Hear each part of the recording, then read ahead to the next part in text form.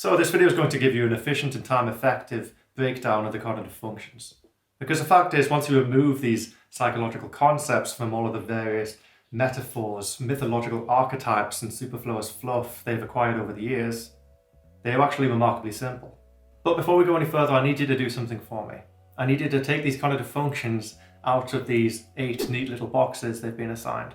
And this is because while presenting the cognitive functions as these kind of fixed, binary, static concepts, can in some ways simplify it and illuminate the difference between one function and another, failing to grasp and understand the fluid interaction between all of these functions and the way in which one function can seamlessly transition into a function more approximating its opposite, can lead to a heck of a lot of confusion.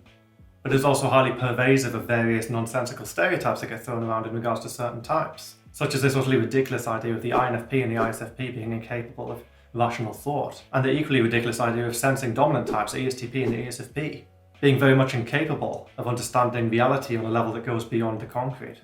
And it is this very idea of cognitive functions existing in these neat little categories and being employed in this kind of descending hierarchy of preference within any given person that lead to these radically two-dimensional understanding of cognition and personality type.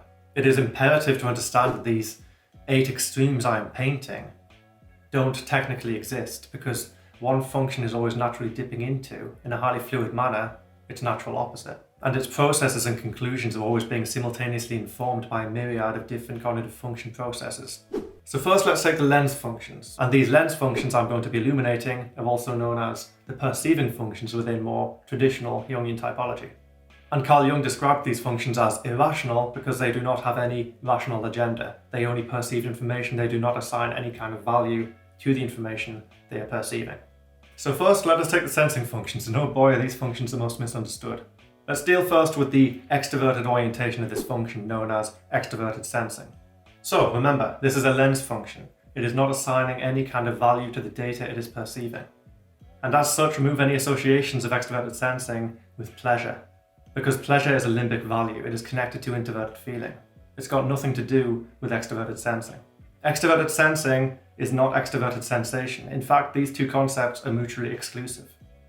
Because extraverted sensing refers nothing more than to an externally directed lens gazing at a very specific portion of reality, and it is owing to this specificity that extraverted sensing focuses much more on the details, the tangible, than it does on the big picture of the external world. And it is owing to the highly detail-oriented nature of this very focused lens that extrovert sensing tends to inhabit the here and now, the present tense, because it locks on to what is immediate, with where this current experience will naturally lead to, or how this perceived object relates to the reality beyond the scope of extroverted sensing. But anybody employing extroverted sensing is always going to be dipping into some degree to its natural opposite, and we'll be getting into the natural opposite of extroverted sensing in a moment. But first of all, let us deal with introverted sensing. Just as extroverted sensing is a very detail-oriented lens directed externally, introverted sensing is the very same lens, but directed rather internally. And as such, again, introverted sensing is not introverted sensation. Introverted sensation is limbic in nature. It is assigning value. Introverted sensing is not assigning value to anything. It is simply perceiving. And because of this lens function's very specific nature, it locks onto the tangible. And just as imagination within the brain is the domain of the abstract, it is memory which is the domain of the tangible. And as such, when anybody is engaging introverted sensing, they are locking onto tangible, concrete information within the brain. And they're often doing so in a highly specific manner. But again, functions do not exist in a vacuum, and introverted sensing will always be dipping into its natural opposite. What I've just presented here is essentially one end of a perceptual continuum. If you have sensing on this end, which is concerning itself with the specific, with the concrete and tangible, well, on a complete other end of this extreme, intuition is concerning itself with the abstract, with the big picture. And as such, intuition is typically more big picture associative. So let us take extroverted intuition first. Again, let's imagine a lens and direct this lens externally. Well, this lens is going to be much broader in scope, encapsulating a much larger portion of reality. But as this view of the external world broadens, it tends to lose a degree of focus and detail. And as such, that which is perceived by the extroverted intuitive scope is significantly more abstract in nature. And it relies upon the interaction between all of these various parts which are being perceived in order to determine what's actually going on and form a kind of approximation of the concrete. For either of these external lenses I've just presented to form associations, they must be adjoined to a rational function, and I will be presenting the rational functions in just a minute. But first let us present introverted intuition, again another massively misunderstood function and a highly overrated function at that. And again, if you take that broad scope that is extraverted intuition and you simply direct it internally, you have introverted intuition. And again, as introverted intuition is the natural opposite of introverted sensing, rather than perceiving the tangible and concrete and fixating upon, for example, memories within the brain, introverted intuition instead concerns itself with the abstract. Because it is trying to encapsulate such a large portion of internal reality at once, it tends to lack a degree of focus, and it makes up for that focus by looking instead towards the interaction between all of these various different vague components within the mind. And technically, each of these four functions I've just presented don't exist, because introverted intuition is always dipping into introverted sensing. The introverted intuitive is always going to be precisely locking onto specific things, and always going to be consulting the tangible within the brain in order to essentially back up the more abstract cogitations. And conversely, introverted sensing will always be zooming out to encompass a more introverted intuitive picture of the brain in order to relate one tangible concept to another one. And the same very much goes for the extroverted lenses too. Extroverted sensing is always dipping into extroverted intuition in order to perceive a larger portion of reality, just as extroverted intuition needs to essentially dip into extroverted sensing in order to lock onto specific components and focus on the task at hand. But the thing is, each of these four cognitive functions I've presented are completely and utterly useless. Because in order for one of these aforementioned lens functions to actually work, to actually have any kind of relevance to the psyche, they must simultaneously be assigning values to what is perceived, and they cannot do this without an adjoining codec function. And again, a codec function is completely and utterly useless if it cannot perceive the information it is going to assign value to. Both the lens functions and codec functions completely rely upon each other. They have a symbiotic relationship with one another, and as such, I'll say it again, you cannot place cognitive functions into a vacuum. In order to understand one cognitive function, you need to understand all of the others. And this is why I had to take the cognitive functions outside of these little boxes at the beginning of the video. Because in order to understand what any of these cognitive functions actually are, and what they're actually doing within the psyche, you must simultaneously connect them to all of the others. So first, let us take the feeling functions. Feeling is simply the metaphor given to the processes in the mind that make up the limbic, the internal dialogue that originates from one's own needs, the perception of another person's needs, the various processes of the mind that are considered to be more intrinsically human.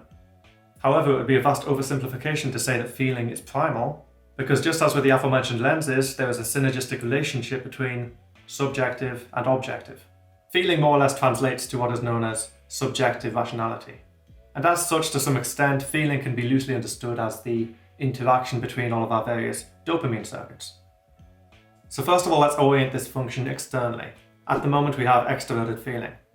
And as such, extraverted feeling is perceiving the subjective order of the external world, and can be understood, depending on the attitude, as either the responsibility for this harmony or the abidance of various different social norms and protocol. And as this codec is a domain of the subjective, it is something that we do as a result of our nature. Generally speaking, extraverted feeling is associated with mirror empathy. It is seeing the emotions of another person and feeling with them and being affected by them in a very raw and primal sense. If you must first go through a relational process and put yourself in another person's position in order to understand what they're going through, in order to feel their emotions, this is not extraverted feeling. This is, in fact, introverted feeling. And introverted feeling is exactly the same thing. It is a subjective codec, but unlike its extroverted counterparts, concerned much more with the subjective rationale of the internal world. So just as extroverted feeling perceives the self as a part of the group, as a part of society, it is introverted feeling that perceives this society and group as more of an abstract concept disconnected from the self. And as such, while the agenda of extroverted feeling is often to affect the group, to serve the needs of society, it is often the agenda of introverted feeling in order to try and find a place for the self within society. So introverted feeling is nothing more than a perception of one's own subjective landscape. And while extroverted feeling experiences the raw subjective data of the external world, introverted feeling must relate to the external world in order to interact with it. However, these two extremes have painted the entirely subjective external codec, the entirely subjective internal codec. Again, they don't exist. Extroverted feeling is always dipping into extroverted thinking, and introverted feeling is always dipping into introverted thinking. And this is the appropriate juncture to introduce the cognitive function of thinking. And whereas the feeling dialogue is limbic in nature, it is a thinking dialogue which is more cerebral. So first let us introduce extroverted thinking.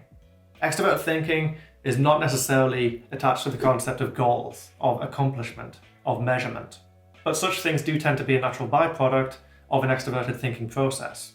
And this is because extroverted thinking perceives external reality just as extroverted feeling does, but rather than assigning values on a subjective basis, it does so on an objective basis. And as such, the rational agenda has got nothing to do with society or the group, but rather has much more to do with finding the natural connections, the intrinsic connections between any perceived external component. How does this particular perceived component interact with another component? What does this component do? What is its intrinsic value? But these values are always absent the agenda of the self. Because if you unnaturally place a cognitive function in a vacuum, extroverted thinking does naught but seek efficiency. But generally speaking, if you take the cognitive function outside of the box, outside of the vacuum, extroverted thinking will instead be acting at the behest of an introverted feeling agenda, and therefore pieces will be interacted with according to the needs of the individual. And it is only when you put extroverted thinking on an axis with introverted feeling that it becomes intrinsically connected to a more goal-oriented mentality. Because otherwise, it does naught but understand. Absent a goal, extroverted thinking simply perceives the natural relationship between all perceived components. And introverted thinking is pretty much the same thing. All that differs is its orientation. And as such, just as extroverted thinking seeks to assign objective value to that which is externally perceived, it is introverted thinking that seeks to assign objective value to that which is internally perceived. And as such, introverted thinking does not need to be perceiving something in order to understand it. It already has it within the mind. But the caveat is, what is internally stored may not be an accurate depiction of what actually is. And as such, all introverted thinking, again, if you place a cognitive function in a highly unnatural vacuum, can work with is that data stored internally. But again, on the flip side, if your objective agenda is more internalized than it is externalized, you can fine-tune all of the various components within your brain, connect them all together in order to discern what is the underlying pattern, what is the underlying meaning. How do all of these things that I've perceived over the course of my lifetime relate to each other? And therefore, an understanding of the difference between each of these functions, you can paint introverted thinking as the function that theorizes and conceives, and extroverted thinking the function that obtains raw, rational, objective data from the external world and cross-references internalized theories against reality. And as such, simplifying even further, introverted thinking would be more of a soft science, whereas extroverted thinking is more of a hard science, because the latter is much more intrinsically connected to the external. But once again, just to completely hammer it home, none of these functions exist completely separate to the other one. Introverted thinking is always dipping into introverted feeling, forming strong attachments to its own cogitations, and even seeking to rationalize its own intrinsic needs. Just as introverted feeling is constantly dipping into introverted thinking in order to reconcile the self with objective reality. Conversely, extroverted feeling is always going to be dipping into extroverted thinking. The adherence to logical order and the cooperation between human beings in general relies upon an extroverted thinking dip. Because without this extroverted thinking dip, extroverted feeling cannot effectively serve society. And again, extroverted thinking, the objective order of the external world, must simultaneously dip into that subjective order, that extroverted feeling codec, in order to not only effectively interact with other people and reconcile oneself with society, but in general, social cooperation is absolutely essential in order to maximize one's effect upon the objective external atmosphere. And that wraps up the summary of the cognitive functions. This is going to be a two-part series, and in the next episode I'm going to be looking at not only the interaction between lens function and codec function, but also introduce the axes that exist between one function and the opposing function of the opposite orientation. And it is once you understand the ways in which the cognitive functions all interact with one another and seamlessly rotate to their natural opposite of the opposite orientation, that you begin to see how cognitive type, personality type if you will, is an entirely more fluid concept than pop psychology would make it out to be. And this is why I believe any person can do anything that they want to do. Any type can access any function of any attitude or orientation that they want to. Because all cognitive functions are completely and utterly interdependent. So I hope you enjoyed the video, I hope it's informative, and for those of you who are looking forward to part 2 and haven't already subscribed, I highly recommend you do so. And I also offer a type service for anyone who's either confused about the type or who wants to understand the type in more depth. And just a quick reminder, CPT is now on Patreon, so if you want to support the channel on that additional level, that would be massively, massively appreciated. But either way, I'm just massively grateful for your viewership and your support. So thank you again for watching, and I'll be back in a few days' time. For now, take care of yourself.